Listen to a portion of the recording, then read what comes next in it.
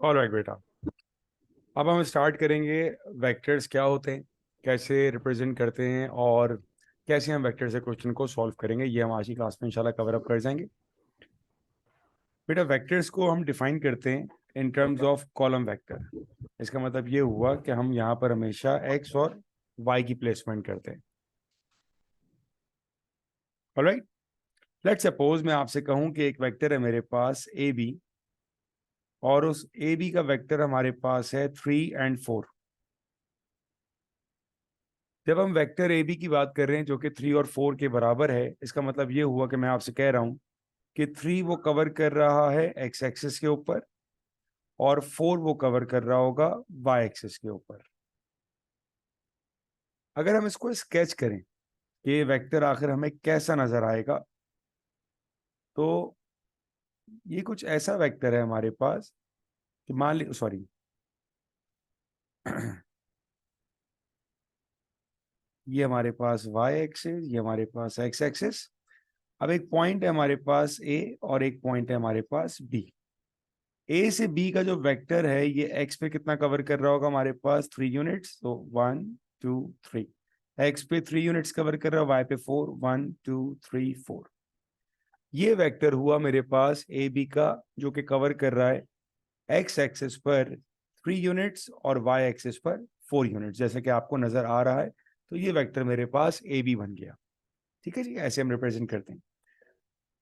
तो let suppose मैं एक और वेक्टर अगर यहाँ प्लॉट करूं और मैं आपसे पूछूं कि यार वो वेक्टर क्या होगा, सो यहाँ पर हम कुछ डिफरेंट एग्जांपल्स देंगे how we can represent the vectors.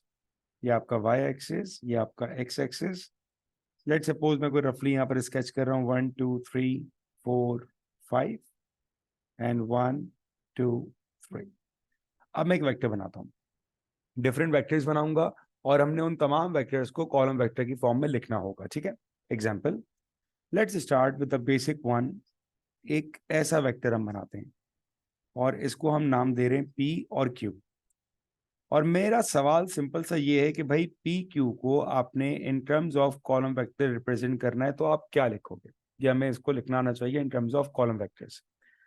तो हम ये देखेंगे पी अगर क्यू पे जा रहा है तो इसकी मूवमेंट हम देखेंगे कि ये एक्स पे कितना मूव कर रहा है और ये वाई पर कितना मूव कर रहा है। ठीक है, अगर आप इसकी एक्स की मूवमेंट देखो, एक्स पे कितना मूव कर रहा है, एक्स में मूव कर रहा है ये 1 unit in the positive right direction. तो इसका जो वेक्टर बनेगा वो एक्स पर आएगा 1 यूनिट, और वाई पे कितना मूव कर रहा है 1 and 2 units in the Y axis. तो वाई पे मूव कर रहा है ये 2 यूनिट्स, तो ये मेरे पास आ गया वेक्टर पी क्यू। सिंपल, ऐसे आपने वेक्टर को रिप्रेजेंट करना आना चाहिए with the help of this arrow. अच्छा, वेक्टर में डायरेक्शन इज वेरी इंपॉर्टेंट। तो ये डायरेक्शन मुझे क्या बता रही है कि मैं पी से स्टार्ट कर रहा हूं और क्यू पे जा रहा हूं। ठीक है ना, ये डायरेक्शन बड़ी इंपॉर्टेंट है। वेक्टर्स में हम डायरेक्शन को बहुत प्रायोरिटाइज रखेंगे। ठीक है बेटा, तो ये मेरे पास एक वेक्टर आ गया पी क्यू का वेक्टर। इसके बाद लेट से मैं आपको एक और वेक्टर बना के दूं और मैं कहूं भाई ये वेक्टर क्या होगा। सो लेट से मैंने एक वेक्टर बनाया, ये एक वेक्टर बना दिया मैंने, ठीक है ना, स्ट्रेट। और मैंने कहा ये वेक्टर मेरे पास है एक्स और वाई। तो इस वेक्टर का हमारे पास क्या कॉलम वेक्टर होगा, हमको ये फाइंड आउट करना है। मैंने कहा कोई मसला ही नहीं है भाई, एक वेक्टर है एक्स वाई। अब आप ये ऑब्जर्व करो कि अगर मैं वेक्टर एक्स से लेके वाई पे जा रहा हूं तो मेरे एक्स में कोई चेंज नहीं आ रहा। There is no change in my X value, X तो सेम रहेगा क्योंकि वर्टिकली मूवमेंट हो रही है मेरे पास। ठीक है, तो जब एक्स में कोई चेंज नहीं है तो भाई एक्स की वैल्यू तो मेरे पास आ गई 0, क्योंकि एक्स में कोई चेंज नहीं आ रहा मेरे पास। बट अगर आप ये देखो कि एक्स से लेके वाई पर हम कितना यूनिट मूव कर रहे हैं, तो फ्रॉम द वाई एक्सिस मैं ये कह सकता हूं कि मैं 1 यूनिट से जा रहा हूं 3 यूनिट पे। इसका मतलब जो डिफरेंस आएगा मेरे पास इट इज 2 यूनिट्स, और ये मेरे पास आ गया वाई की पोजीशन। ऑलराइट, ये मेरे पास वाई की पोजीशन आ गई। अगर मैं एक और वेक्टर ड्रॉ करूं यहां पर, एक और वेक्टर में ड्रॉ करूं, लेट सपोज मैं एक वेक्टर ऐसे ड्रॉ करता हूं, सिंपल, और मैं कहता हूं कि ये मेरे पास ए है और ये मेरे पास बी है। अब ए बी का वेक्टर क्या होगा भाई, तो ये सिमिलर है आपके एक्स वाई पर, क्योंकि यहां पर भी चेंज जो है वो खाली वाई पर आ रहा है, एक्स पे कोई चेंज नहीं है। तो एक्स पे ना चेंज होने की वजह से हमने लिखा 0, उनके जो चेंज आ रहा है वो वर्टिकली आ रहा है, ए से लेके बी मूव कर रहा है, मतलब वर्टिकली डाउनवर्ड आ रहा है। वाई पर जो चेंज होगा, अब यहां पर ये चेंज आपका 1 नहीं होगा, it will be a -1। Keep in mind कि हम वेक्टर्स की बात कर रहे हैं, डायरेक्शंस आर वेरी इंपॉर्टेंट। तो अगर हम नीचे आ रहे हैं इसका मतलब नेगेटिव वाई की तरफ जा रहे हैं, तो वैल्यू भी हमारे पास अब -1 हो जाएगी। तो जिस तरह हमारे पास ग्राफ पर नहीं होता कि राइट पर जाएंगे तो पॉजिटिव एक्स है, ठीक है, लेफ्ट पर जाएंगे तो नेगेटिव एक्स है, ऊपर जाएंगे तो पॉजिटिव वाई, और अगर नीचे मूवमेंट होगी तो नेगेटिव वाई। ये चीज बड़ी इंपॉर्टेंट है वेक्टर्स में, इसको हम जो ग्राफ पे बनाते हैं हम वही चीज हम यहाँ पर फॉलो करते रहेंगे। ऑलराइट, और एग्जाम्पल कंसीडर करते हैं इसकी, ताकि और समझ में अच्छी तरह आए आपको। सो लेट्स से कि मैं अपना ग्रिड को थोड़ा एक्सटेंड कर रहा हूँ। इट्स -1, -2, -3, और अब मैंने अपने पास एक वेक्टर बनाया, और वो वेक्टर मैंने कुछ ऐसा बना दिया। ऑलराइट, तो ये वेक्टर स्टार्ट हो रहा है 1 से और ये जा रहा है 5 और -3 के ऊपर ये जा रहा है। अब मैं आपसे कहूं कि यार इस वेक्टर का पोजीशन वेक्टर क्या होगा, इसको हम नाम दे देते हैं mn। अब हम कहते हैं कि इसका कॉलम वेक्टर हमारे पास क्या होगा, m से लेके n का। तो कोई मसला नहीं, अभी हम देख लेते हैं भाई। अगर आप m से लेके मूवमेंट देखो अपनी n पर, मूवमेंट कहां से कहां तक हो रही है देखें। हम यहां से मूव कर रहे हैं, अगर हम x को देखें तो 1 2 3 4, x पर तो हम जा रहे हैं 4 यूनिट्स, राइट। x पर हमारे पास जा रहा है 4 यूनिट्स, तो x की वैल्यू आ गई मेरे पास 4। और y पे कितना जा रहा है, ये 1 2 3 4, ये x था, और y पे देखते हैं 1 और 2। क्योंकि y पर हम नीचे जा रहे हैं, इसका मतलब y के लिए हमारी डायरेक्शन क्या हो जाएगी, -2। और x पर चूंकि हम राइट पर जा रहे थे, तो हमारी डायरेक्शन थी +4। तो ये हमारे पास डायरेक्शन है, और ऐसे हम वेक्टर से कोई भी कॉलम वेक्टर बना सकते हैं। ऑलराइट, ये हुआ आपके पास कि आपको कैसे वेक्टर से कॉलम वेक्टर बनाने हैं। ऑलराइट बेटा, आगे बढ़ते हैं। सेकंड चीज, आपको वेक्टर्स का मैग्नीट्यूड फाइंड करना आना चाहिए। अब मैग्नीट्यूड का मतलब क्या हुआ, ये जो वेक्टर हम बना रहे हैं, इस वेक्टर की आखिर लेंथ क्या है। ये 3 यूनिट्स है, 4 यूनिट है, 5 यूनिट है, 2 यूनिट है, कितने यूनिट है। ये हाइपोटेन्यूस एक इंक्लाइंड लेंथ चल रही है हमारे पास, ठीक है। तो हम इसको सिर्फ बॉक्सेस काउंट करके नहीं निकाल सकते। अब यहाँ पर जो चीज हम निकालने के लिए फॉर्मूला यूज करते हैं वो होता है हमारे पास magnitude of a vector. Magnitude, जिसका भी बेटा माइक अनम्यूट है प्लीज इसको म्यूट करो। Magnitude of a vector, magnitude का सिंपल फॉर्मूला हमारे पास ये होता है √(x² + y²। That is a magnitude of a vector working formula, √(x² + y²। इसको अप्लाई करना बहुत सिंपल है, क्योंकि हमें ये मालूम है कि वेक्टर में पोजीशन ऑफ x क्या होती है और पोजीशन ऑफ y क्या होती है। तो अगर हमें x और y की प्लेसमेंट पोजीशन मालूम है, वैल्यूज मालूम है, हम उनको सिंपल यहाँ पुट करेंगे and we will get the magnitude of vectors. तो मेरे पास यहाँ पर 5 वेक्टर्स हैं, 1 2 3 4 एंड 5। ये मेरे पास 5 वेक्टर्स हैं। हम पांचों वेक्टर्स का मैग्नीट्यूड निकालेंगे तो हमें समझ में आ जाएगा कि how we can apply this working formula. So I am going to start with the first P Q vector. P Q vector मेरे पास क्या है, it's simple, it's 1 and 2। So we know that the value on the x part is 1 and the value on the y part is 2. So the working formula for magnitude, that is the representation of magnitude. ऐसे आप लिखते हो magnitude को with a modulus sign. Alright? ये आपके पास आ गई magnitude की representation. Formula apply किया आपने, which is very simple, √(x² + y². Value for x is 1 and value for y is 2. So it will be 1² + 2². It is √5. And for paper 1, I will leave my answer in the same form, √5. ये मेरे पास P Q का magnitude आ गया। ये मैंने इस वाले vector का magnitude निकाल दिया। After this one, second A B. अब मुझे ए बी का मैग्नीट्यूड निकालना है। I will apply the same working formula. A B for magnitude, ये हमें साइन लगाना पड़ेगा मॉडुलस का, is equal to √(x² + y²। The value for x is 0 and the value for y is -1. So we will get 0 square is 0 minus 1 square is 1 and the answer is 1 unit. ये आपका answer आ गया magnitude of AB. Similarly, magnitude of Mn, same working formula, under root x square plus y square. So it will be 4 square plus minus 2 square. 4 square is 16 and minus 2 square is 4. So you will get under root 20. And like previous question, अगर P1 का question होगा तो मैं इसको ऐसे ही drop कर दूंगा, यहीं पे छोड़ दूंगा.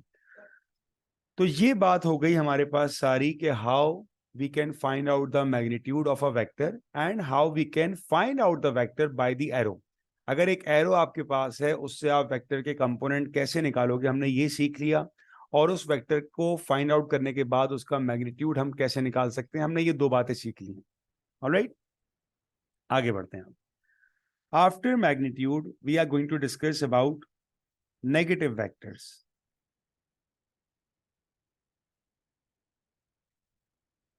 Now, what are negative vectors? It's very simple.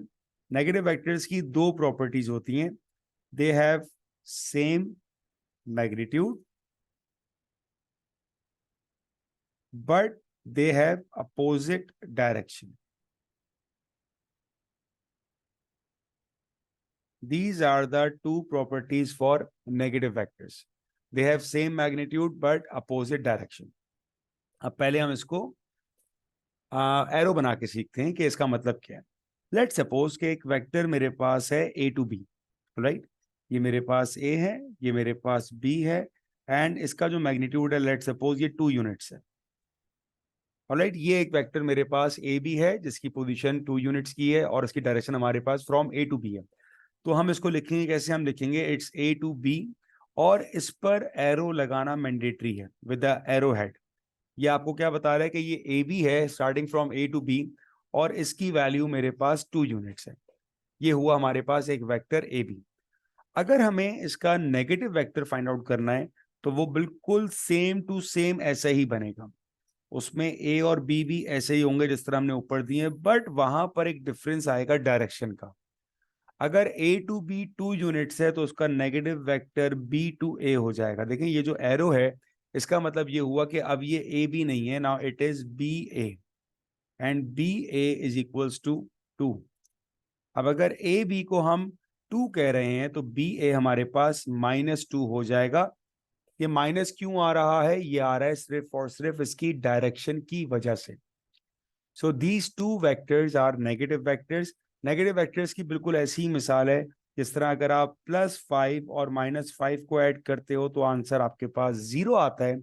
इसी तरह अगर हम नेगेटिव वेक्टर्स ए बी और बी ए को ऐड करेंगे इनका भी आंसर हमारे पास 0 आएगा because they are negative vectors. They have same magnitude but in opposite direction. इसको हम कहते हैं negative vectors. Alright, after that अब तक हमको क्या पता लग गया, अब तक हमको ये पता लग गया कि वेक्टर्स को हम कैसे डिफाइन करते हैं, वेक्टर्स का हम मैग्नीट्यूड कैसे फाइंड आउट करते हैं और नेगेटिव वेक्टर्स हमारे पास क्या होते हैं. ये 3 बातें हमें मालूम पड़ गई हैं. ठीक है, थोड़ा आगे बढ़ते हैं. अब हम आते हैं जरा एडिशन ऑफ वेक्टर्स के ऊपर. एडिशन ऑफ वेक्टर्स, बल्कि इससे पहले भी एक और काम करते हैं क्योंकि एडिशन ऑफ वेक्टर्स हमारी एक नई डोमेन स्टार्ट हो जाएगी. तो उससे पहले हमने जितना कुछ पढ़ा उसका एक पास्ट पेपर्स का हम थोड़ा एक्सपोजर लेते हैं कि भाई पास्ट पेपर में इसके क्वेश्चन हमारे पास कैसे आते हैं. ठीक है जी, तो मैं आपको जरा पास्ट पेपर के क्वेश्चन दिखाता हूं. यहाँ पर ये देखें, सिर्फ वो पार्ट कराऊंगा अब तक जितना मैंने आपको बताया है. जैसे कि ये आपके पास एक क्वेश्चन है 2000 का. यहाँ पर आपको P एक वेक्टर दिया हुआ है, Q दिया हुआ है और R दिया हुआ है. अब अगर P 4 और -3 है तो 4 मेरे पास x की पोजीशन है और -3 मेरे पास y की पोजीशन है. ये मुझे समझ में आने लगा. आपको फाइंड करना है the magnitude of Q. Alright, magnitude का फॉर्मूला हमने पढ़ लिया. तो Q का अगर मैग्नीट्यूड हमें निकालना होगा it's very simple, under root of x² plus y², जो मैंने आपको अभी अभी बताया था. x क्या है, इट्स -2 एंड y क्या है, it's 9. So -2 square it will be 4 and 9 square is 81. So the magnitude of Q it's 85 units. ये आपके पास सिंपल सा आपका आंसर आ गया। Very simple. ये क्वेश्चन का आपको 1 मार्क मिल जाएगा। सिंपल, आपने यहाँ पर मैग्नीट्यूड को फाइंड आउट कर लिया। ठीक है, इसके और मैं आपको क्वेश्चन दिखाता हूं। अभी सिर्फ मैग्नीट्यूड की बात कर रहे हैं, जितना मैंने बताया उतने ही की बात कर रहा हूं। Not this one, magnitude, only magnitude.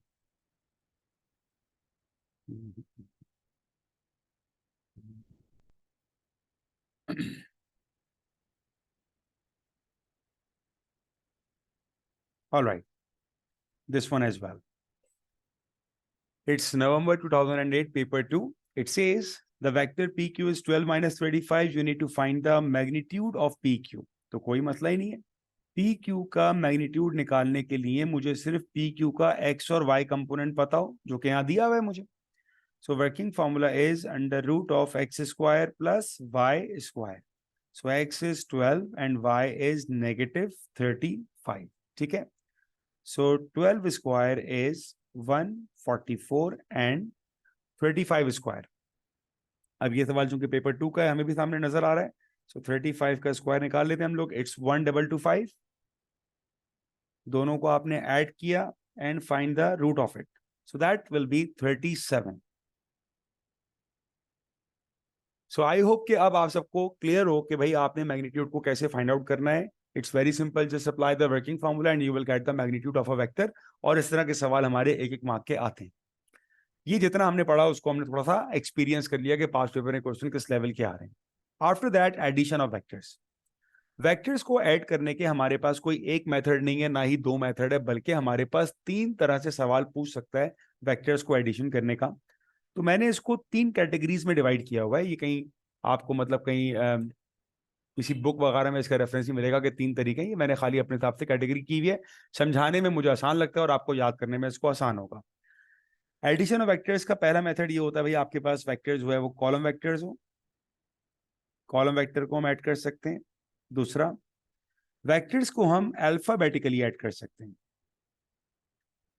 And lastly, vectors को हम ग्राफिकली ऐड कर सकते हैं। Now there are 3 methods we have to add vectors. ये हमारे पास 3 तरीके हो सकते हैं, इसके बाद चौथा कोई तरीका नहीं है हमारे पास। ठीक है ना, तो मैं तीनों को 1 बाय 1 जरा एक्सप्लेन करता हूं।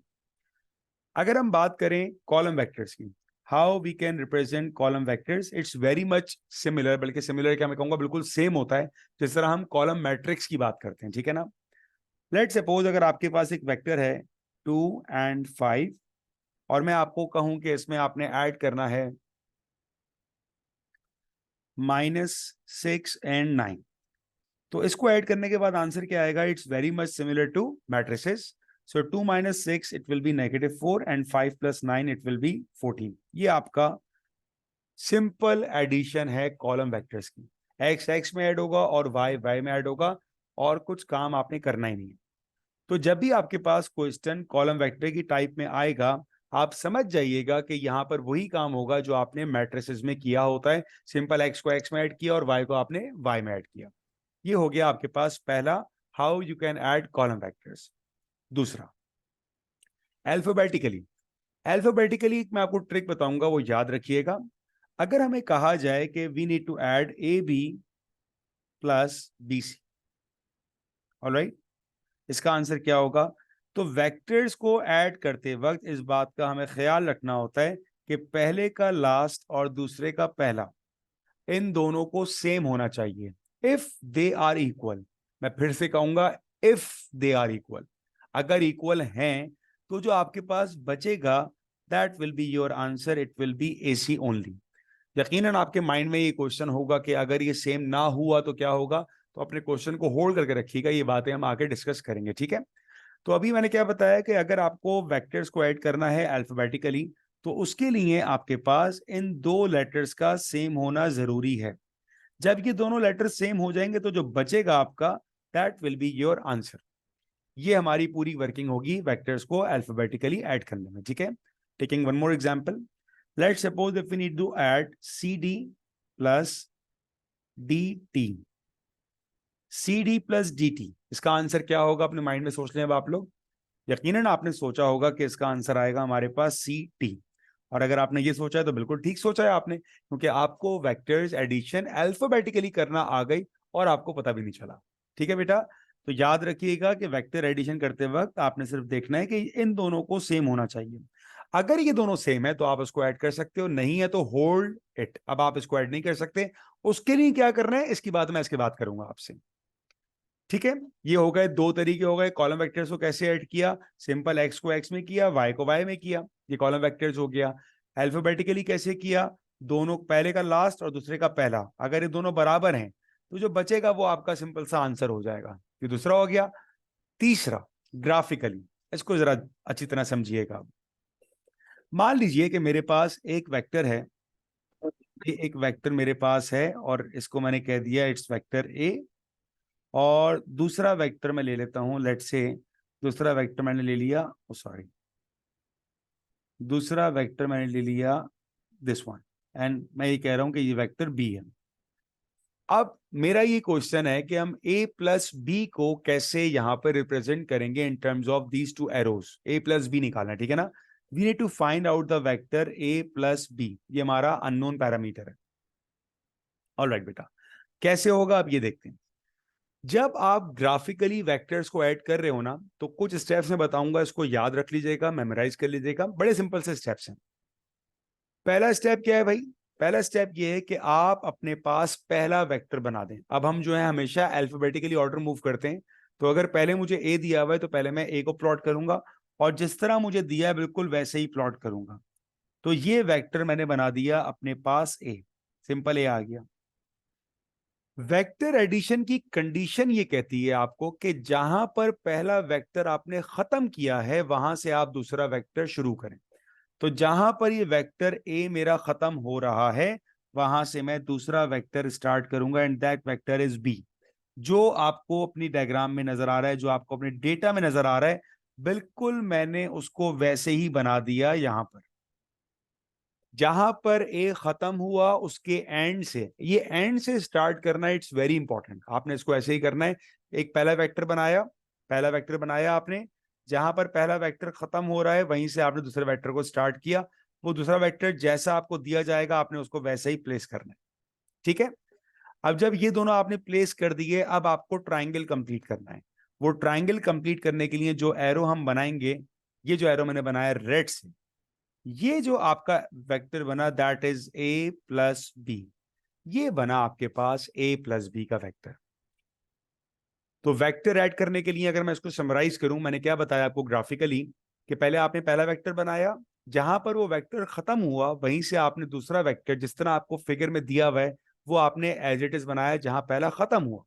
और फिर ट्राइंगल कंप्लीट करने के लिए आपने इन दोनों को ज्वाइन कर लिया और ये आपका आएगा ए प्लस बी। अगर आपको 20% भी समझ में आ गया तो मेरे लिए काफी है, क्योंकि अब मैं आपको एक और एग्जांपल दूंगा, उससे आपको और अच्छा समझ में आएगा। ठीक है, लेट सपोज मैं अब ग्राफिकली की बात कर रहा हूं, गौर से देखिएगा। लेट से मैंने आपसे कहा कि एक वेक्टर मेरे पास है m, इसको हमने ले लिया वेक्टर m, और दूसरा वेक्टर मैं ले रहा हूं अपने पास वेक्टर n, ये आ गया मेरे पास n। Now we need to find out the resultant of m plus n। हमारा अननोन पैरामीटर क्या है, we need to find m plus n, ये हमको निकालना है। तो अब अपने दिमाग में आप सोचें कि पहला स्टेप क्या होगा। सबसे पहला काम ये होता है कि आप अल्फाबेटिकली ऑर्डर में, असेंडिंग ऑर्डर में पहला वेक्टर बना दो। तो पहला वेक्टर मेरे पास कौन होगा, मेरे पास पहला वेक्टर होगा m। तो मैंने कहा भाई m मेरे पास जिस तरह दिया हुआ है बिल्कुल वैसे ही मैंने m बना दिया, ये आ गया मेरा वेक्टर m। जो डायरेक्शन थी जिस तरह था मैंने वैसे ही बना दिया उसको m को। जहां पर m खत्म होगा वहां से आपने स्टार्ट करना है n को। तो ये मेरा वेक्टर आ गया यहां पर n।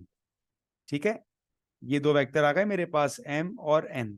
अब आपका रिजल्टेंट कैसे आएगा, ट्राइंगल कंप्लीट करना है आपने, ये बना आपका रिजल्टेंट, और ये जो आपका आंसर होगा that will B m plus n।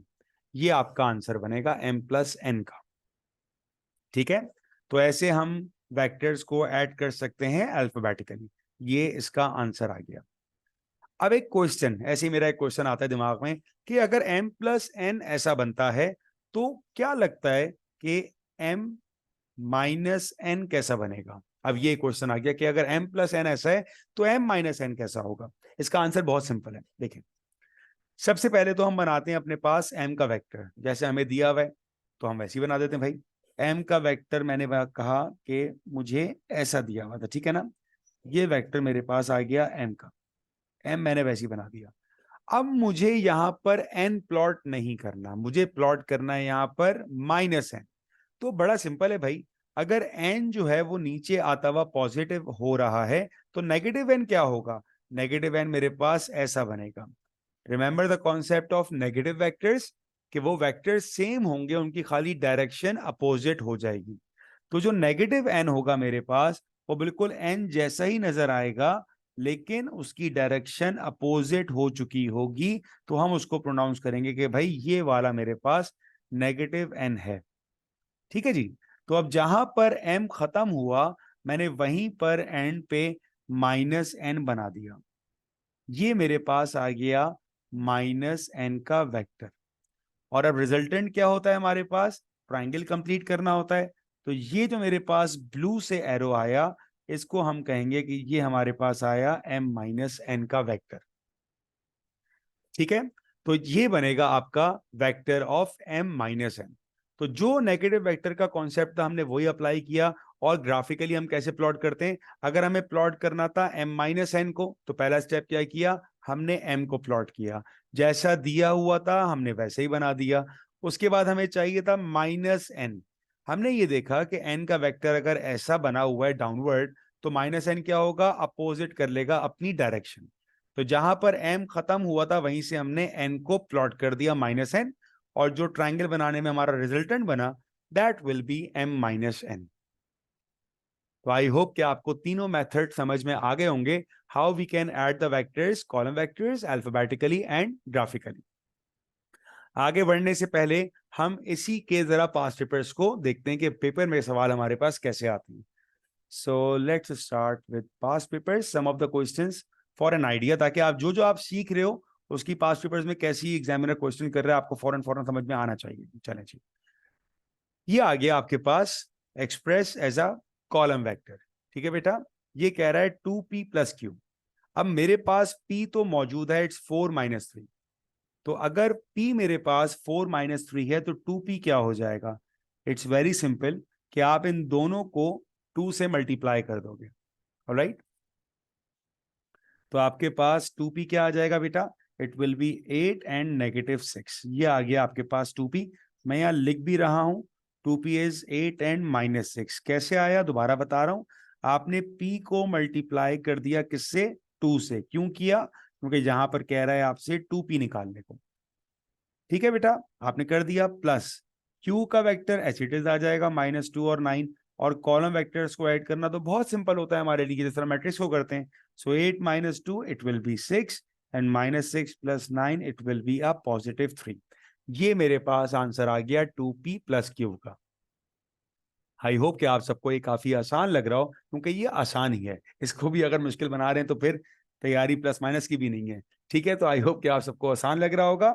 Next one, it says p minus 2r। तो वेक्टर p तो आपके पास बिल्कुल वैसे ही आ जाएगा, इट्स 4 एंड -3। माइनस अपनी जगह आया। अब मुझे r नहीं चाहिए, what I need a 2r। तो मैं इसको किससे मल्टीप्लाई कर दूंगा, it will be multiplied by 2। तो जब आप r को 2 से मल्टीप्लाई कर दोगे यू विल गेट 2 एंड -4। ठीक है, मैंने डायरेक्ट लिख दिया, इसको मैंने 2 से मल्टीप्लाई किया, तो ये मेरा आंसर आ जाएगा 2 एंड -4। और अब हम सिंपली इन दोनों को सॉल्व कर लेंगे। सो 4 minus 2 it will be 1 and -3 plus 4, sorry 4 minus 2 it will be 2 and -3 plus 4 it will be 1। ये आपका आ गया आंसर। तो बहुत ही बेसिक क्वेश्चन जो कि पास्ट पेपर्स में आते हैं कि how you can add the vectors, column vectors, तो आप उनको इस तरह सॉल्व कर लोगे। ठीक है, फर्दर मोर एग्जांपल्स मैंने निकाली है पास्ट पेपर से, मैं वो भी पूछता हूँ, क्योंकि अभी कुछ अल्फाबेटिकली ऐड करना होगा तो वो भी आपको आना चाहिए। Question number 9। Alright, now this one. अब ये कह रहा है that express AC as a column vector. यहां पर कौन सी अप्रोच नजर आ रही है, how you can apply the addition of vectors alphabetically. अब देखें, अगर मेरे पास ये AB लिखा हुआ है, सो आई विल राइट AB, और मेरे पास लिखा है BC। अगर मैं ए बी और बी सी को एड अप कर दूंगा, what do you think the answer will B? ये हमारी कंडीशन थी कि अब आपके पास जब ये दोनों में सेम अल्फाबेट होगा तो जो आपके पास बचेगा that will be your answer and the answer will be A C. Alright, the answer will be A C.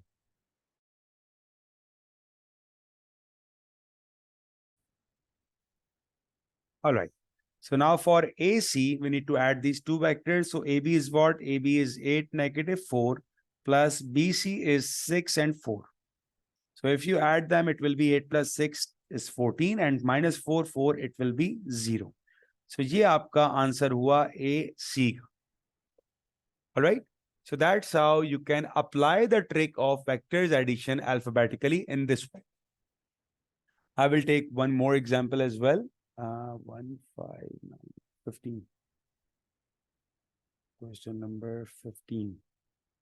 This one. Now it says that PQ is given, QR is given, RS is given, and it says PS. All right. And the question has the weightage of 1 mark. So I will write down the vectors only. इनकी values नहीं लिखूंगा. I'm getting PQ. I'm getting QR. I'm getting RS. And the question asks for PS, right? अगर मैं PQ और QR को add कर दूंगा, since the vectors are same, so PQ plus QR, it will be equals to PR. और जो second vector है RS वो मैंने एज इट इज लिख दिया. तो अगर मैं इन दोनों को ऐड करूंगा so I will get PS. तो इसका मतलब ये हुआ to find the vector PS मुझे इन सबको अपने पास ऐड करना है. ठीक है, और ऐड करना हमारे लिए सिंपल होता है. तो पहले मैं सबको लिख रहा हूं. -2, 3 it's PQ, QR is 1, 0 and RS is 1, -5. So if you add them, -2 and +2 it will be 0 and 3 - 5 it will be -2. So the answer for PS is 0, -2. Simple. Alright, तो आई होप कि आपको बेटर आइडिया हुआ होगा कि आपने vectors को add कैसे करना है, और जो मैंने आपको कॉन्सेप्ट पढ़ाया उसको पास पेपर्स में कैसे अप्लाई करना है, ये सबसे ज्यादा आपके लिए इंपॉर्टेंट है. वरना एग्जाम्पल आपको सारी करनी आ रही है, पास पेपर्स नहीं आ रहे, तो फायदा क्या हुआ इस चीज का. इसलिए ये चीज आपको इंपॉर्टेंट पता होनी चाहिए कि आपने कैसे अप्लाई करना है इन रूल्स को जो मैं आपको बता रहा हूं. ऑलराइट बेटा, तो अब तक हमारा अप्रोक्सीमेटली 30% टॉपिक जो है वो टॉपिक कवर हो गया है. ठीक है जी, आगे बढ़ते हैं. अब एक बहुत बेसिक कॉन्सेप्ट आपको पता होना चाहिए. ये कॉन्सेप्ट पहले मैं किसी एग्जांपल से आपको एक्सप्लेन करने की कोशिश करता हूं, क्योंकि जितने हमारे पास वेक्टर्स के पास पेपर्स में आपको नजर आएंगे वहां पर आपको वेक्टर एडिशन में ये वाला केस सबसे ज्यादा नजर आएगा. चलें जी, ये 3 ट्राइंगल्स आ गए मेरे पास. Let's suppose that this is M and this is N and this is X. M, N, X, M, N, X. Alright, तो जो मैंने आपको डेटा दिया है ना, इस सब डेटा में हमको X निकालना है. अब इसकी बड़ी सिंपल सा मैं कॉन्सेप्ट आपको दूं, अगर बहुत सिंपल सी अप्रोच जो मैं हर साल देता हूं स्टूडेंट को, जिनको अडॉप्ट करना, समझाना, आपके लिए विजुलाइज करना और आपके लिए क्वेश्चन सॉल्व करना आसान होगा. क्योंकि हमें x निकालना है. अब देखो, पहले तो आप x की डायरेक्शन देखो, x इज डायरेक्शन. इसका मतलब है x जो वेक्टर रिप्रेजेंट कर रहा है वो ये लाइन है, that is your vector x. ठीक है, तो हम एक सिंपल सी बात क्यों करते हैं, हम कहते हैं कि यार एक मिस्टर ए है, मिस्टर ए इस पॉइंट पर खड़े हैं और उनको इस पॉइंट पर जाना है. अब यहां क्यों खड़े हैं और यहां क्यों जाना है, इसका जवाब दे रहा है आपको x, क्योंकि हमें x फाइंड आउट करना है. मिस्टर एक्स इस यहां जाएंगे तभी तो x का आंसर आएगा. अब मिस्टर एक्स को इस पॉइंट से इस पॉइंट पे मूव करना था, बट हुआ क्या कि ये रोड टूट गई. ऑलराइट, ये रोड टूट गई. अब मिस्टर एक्स यहां से मूव नहीं कर सकते क्योंकि रोड टूट गई है, बट उनको जाना तो वहीं तक पहुंचना है. उनको यहां जाके इस बंदे से यहां पहुंचना है. अब वो क्या करेंगे, अब वो पहले यहां से ऊपर जाएंगे, ठीक है, और फिर यहां से नीचे आ जाएंगे, तो अल्टीमेटली पहुंच गए ना वो. तो जहां जहां इन्होंने ट्रेवल किया वो हमारे पास एक्स का आंसर हो जाएगा. तो मैं ये कह सकता हूं that X is equal to, पहले मिस्टर एक्स यहां से यहां गए, that means he travelled vector m. तो पहले वो m गए, और जब वो यहां पहुंच गया वो यहां खड़े हुए, यहां से उन्होंने नीचे आना है, that means he covered vector n. तो x का आंसर सिंपल हो गया आपके पास m + n. ये पहले पार्ट का आंसर हुआ. सही है. अब ये हमेशा ऐसे नहीं होगा क्योंकि डायरेक्शन हमारे पास चेंज होती रहेगी। नेक्स्ट क्वेश्चन पहले देखें आप डायरेक्शन। ये डायरेक्शन है भाई, इसका मतलब है कि मिस्टर एक्स कहां खड़े होंगे, मिस्टर एक्स हमारे पास यहां खड़े होंगे और उनको लेट सपोज मिस्टर ग्रीन से मिलने आना है यहां पर, ठीक है। डायरेक्शन क्या होगी, डायरेक्शन आपके पास इस डायरेक्शन में मूवमेंट है। तो सबसे पहली बात, डायरेक्ट वो आ नहीं सकते, रोड टूट चुका है, रोड टूट गया है, डायरेक्ट नहीं आ सकते। अब क्या करेंगे भाई, अब वो पहले जाएंगे यहां से इस पॉइंट पर, तो उन्होंने क्या कवर किया, ही कवर्ड वेक्टर एन, और उसके बाद वो यहां से आएंगे यहां पर, तो उन्होंने कवर किया वेक्टर एम। तो अब जो आपके पास एक्स का आंसर आया, ये आया एन प्लस एम, ये आपके पास आंसर आया सेकंड केस का। अब आते हैं लास्ट वाले केस में। अब क्या करना है भाई, अब मिस्टर ए जो है हमारे पास, वो कहां खड़े हैं भाई, वो खड़े यहां पर हैं। उनको किससे मिलने आना है, उनको मिलने आना है मिस्टर ग्रीन से। मूवमेंट कहां होनी चाहिए, आना तो डायरेक्ट चाहते थे, बट क्या हुआ भाई, रोड टूट गया। और जैसे ही रोड टूट गया, अब डायरेक्ट तो नहीं आ सकते वो, अब उनकी मूवमेंट कहां है, पहले इन्होंने कवर किया एन, तो मैं लिख दूं भाई, पहले मिस्टर एक्स ने कवर कर लिया एन। लेकिन उसके बाद क्या हुआ, उसके बाद तो उनको नीचे आना है। अब देखें यहां पे डायरेक्शन का ख्याल रखिएगा, हमारे पास जो ऊपर जा रहा है वो है पॉजिटिव एम, जो ऊपर जा रहा है, ठीक है। लेकिन मिस्टर एक्स ने तो, मिस्टर ए ने तो ऊपर से नीचे आना है, इसका मतलब वो जो ट्रेवल करेंगे वो होगा माइनस एम। और ये माइनस एम क्यों आ रहा है, ये डायरेक्शन की वजह से आ रहा है, क्योंकि वो ऊपर से नीचे आ रहे हैं इसलिए। तो इसका आंसर आएगा एन माइनस एम, ठीक है। वो ऊपर से नीचे आ रहे हैं तो वेक्टर एम नहीं होगा, अब वेक्टर माइनस एम होगा हमारे पास। ठीक है बेटा, ये चीज अगर आपको समझ में आ गई